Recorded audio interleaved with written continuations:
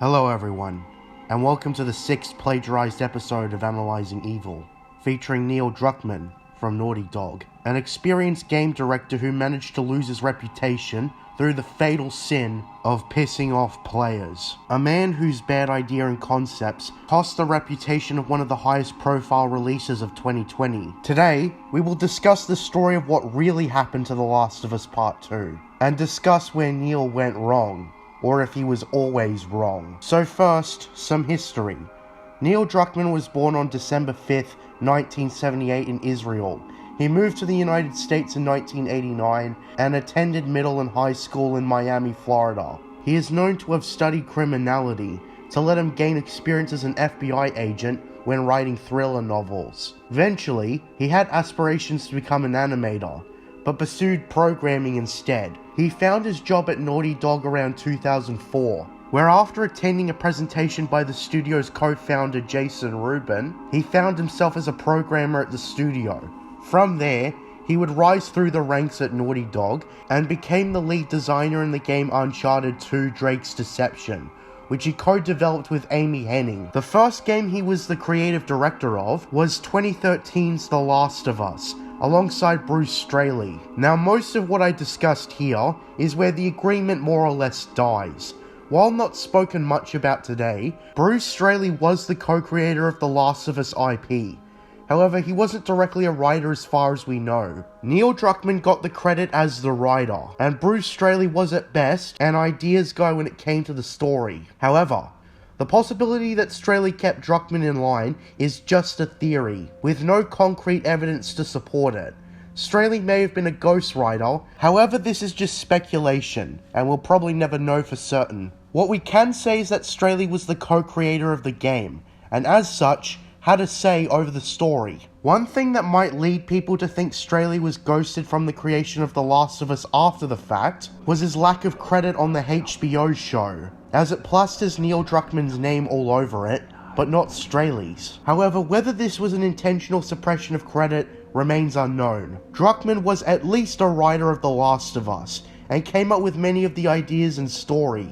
And as we all know, The Last of Us and its DLC Left Behind was critically acclaimed, mainly for its story. However, I would argue that Druckmann's descent towards evil happened after The Last of Us released. Like many people who make critically acclaimed art, they can grow an ego, and I think that's what happened to Neil Druckmann. Neil did have reason to be proud of himself for The Last of Us, however, I believe it became his undoing. While doing research for this video, I came across an article where God of War creator David Jaffe criticized Neil Druckmann for how he handled the Uncharted series. He hated the passing of the torch from Nathan Drake to his daughter Cassie. He felt it was misguided and driven by ego. And David Jaffe in the same article has openly stated that he loves The Last of Us Part 2.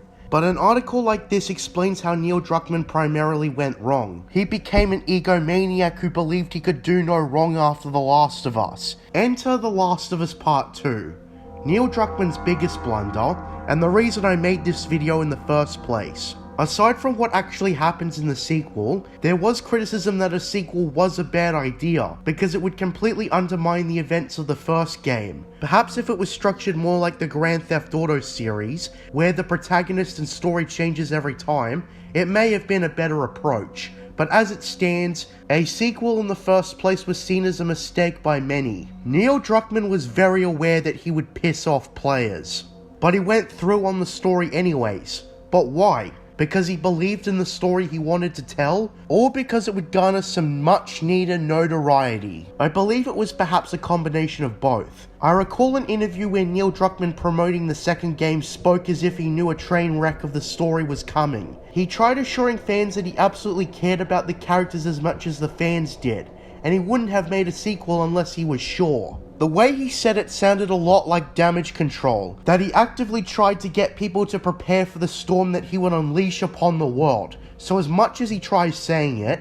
I think Neil himself wasn't actually fully confident in the sequel. Because if you say things like that, over expressing excitement of telling a new story set in the Last of Us universe, that can say a lot. So this confirms that Neil Druckmann knew he was creating a soon-to-be divisive game, and based on his words and language, wasn't fully on board with it anyways. In preparation for the game, he chalked out excuses like how he's sure people who didn't play the first game would all universally love the second game, presumably without the bias and automatic love for the characters, something which ended up not being the case, as there are accounts of people who said they hated the game as much as someone who was there since 2013. It's also been confirmed that playtesters really hated the story, so people hired by Naughty Dog to play the game didn't like the story either. I imagine Neil had other people associated with the second game, such as Troy Baker, the voice of Joel Miller, defend the game prior to release. Now, The Last of Us Part 2 is infamous for having an extremely troubled pre-release. The game's behind-the-scenes accounts hints towards a common abhorrent gaming industry practice known as crunch. Lower-level Naughty Dog employees in interviews cited overly long shifts, not enough substantial pay, and manipulation across the board. And as captain of the ship, Neil Druckmann was bound to have known about these things, and he did not do enough to improve the working conditions. Naughty Dog by The Last of Us Part 2 was his studio, and as much as other talented developers like Rockstar Games and CD Projekt Red also have cases of extreme crunch, none of the three are excusable. Naughty Dog's mentality was perfection whatever the cost, and while the game ended up polished, it took a huge human toll. I also suspect the spoiler-ridden leaks was a result of the crunch, because the original cited reason for the leak was a disgruntled employee. And as much as it sucks for a game story to be spoiled ahead of time, the reality is that you've just got to deal with it. However, Sony and PlayStation started taking down videos talking about The Last of Us Part 2 leaks, and the whole thing did not improve public image after the damning leaks came out. Now, as stated earlier, Druckmann became an egomaniac after The Last of Us, and lost his sense of humility, if he ever had it to begin with. Games such as Call of Duty Black Ops killed the protagonist of the previous game for dramatic effect before, and it was effective, and while it did piss off players, it was not directed at the writers, but rather the villain the writers created who inflicted it. Joel's death on paper was not the most horrible idea in the world actually, but the setup was terrible. An obvious thing to say, but still worth saying, is that you must ensure players are on the same page the writer is. Neil Druckmann fully admits his intention with Abby was to make players hate her, but to make her sympathetic later.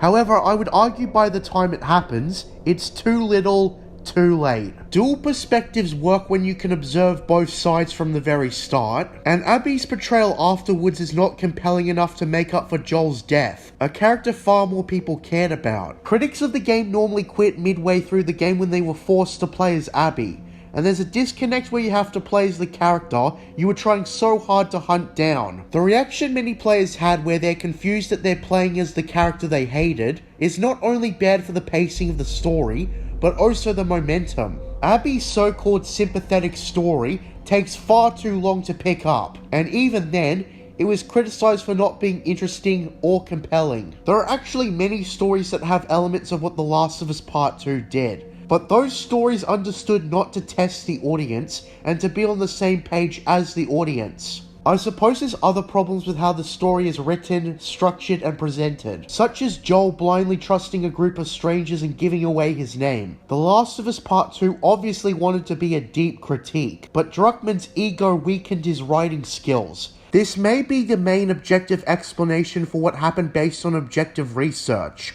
Neil Druckmann got carried away with his ego. Hints of this were bubbling with Uncharted 4, but it absolutely picked up with The Last of Us Part 2. I think something Druckmann needed to realize is that his message with The Last of Us Part 2 would not be picked up because he pissed off players, because he insulted them. The game, after all, was built on deceptive advertising, making it look like Joel was a bigger part of the game than he actually was. The main defense for this is that obviously that would be a huge spoiler, but the thing is, trailers are meant to accurately present what a game's story will be like. If you deceive people through the trailers, you cannot simply say you were just subverting expectations, at least not to this degree.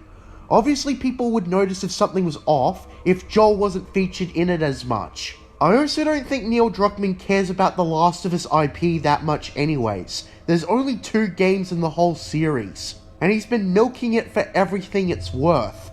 The Last of Us Part 1 is the most prominent example. An overpriced so-called remake of a 13-year-old game when the remaster of a remaster was released. The same also happened with The Last of Us Part 2 Remastered. So it's also worth considering that Neil Druckmann got extremely greedy real quick. So that's Neil Druckmann, a man who became extremely arrogant after the success of The Last of Us, and also greedy from re-releasing his games almost as many times as Skyrim, and someone who fell into the trap of crunching those below him. A man who let the success get to his head and destroyed the bridge he created with The Last of Us Part 2. Where the story is meant to go now, after many people's investment were killed, is anyone's guess. Neil Druckmann has said that he'd rather have people passionately hate the game rather than find it forgettable, but he proved he believed little in that mentality as the game actually came out and was hated.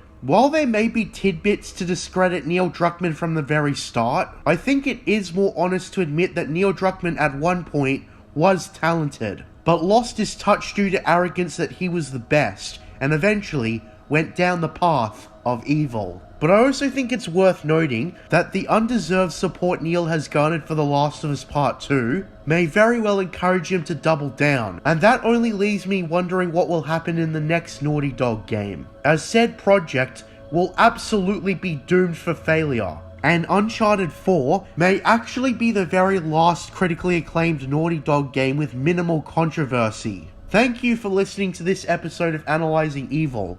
What do you think of Neil Druckmann? Leave your thoughts below. I'm JJ Plagiarisms, and until next time, what are stories but mystery boxes?